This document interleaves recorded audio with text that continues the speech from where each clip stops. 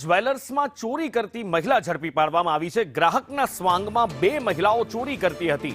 ગીતા દેવી પૂજક અને કોયલ દેવી પૂજકની પોલીસે ધરપકડ કરી છે। 90,000ના સોનાના દાગીના એ બંને પાસેથી પોલીસે કબજે કર્યા છે। નજર ચૂકવી ચોરીને અંજામ આપતી અને પછી ફરાર થઈ જતી હતી। નરોડા પોલીસે આ બંનેને ઝડપી અત્યાર સુધીમાં ક્યાં કેટલી ચોરીઓ કરી છે એની તપાસ શરૂ કરી છે।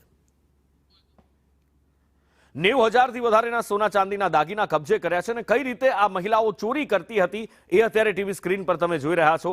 પહેલા ગ્રાહકના સ્વાંગમાં જાય અને ઘરેણા જોવા માટે જ્વેલર્સને કહે, ઘરેણા જ્યારે બતાવવામાં આવે ત્યારે નજર ચૂકવી અને ચોરી કરી લેતી હતી। વધુ માહિતી સાથે સહયોગી સંવાદદાતા પ્રતિક જાદવ ફોનલાઈન પર જોડાયા છે। પ્રતિક, આ બંને મહિલાઓ ઘણા સમયથી તરખાટ મચાવી રહી હતી, કેવી રીતે પોલીસના રડારમાં આવી, ક્યાંથી ઝડપાઈ?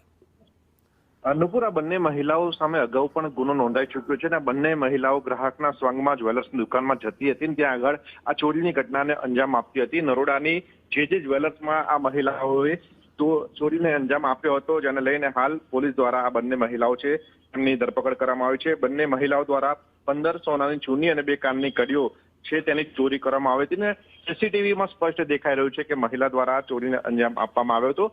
આ મહિલા મૂળ સૌરાષ્ટ્રના અલગ અલગ જિલ્લાઓની છે, પરંતુ જે ચોરી કરવા માટે અમદાવાદ અને ગાંધીનગરમાં આવતી હોવાનું પ્રાથમિક તપાસમાં ખોલ્યું છે।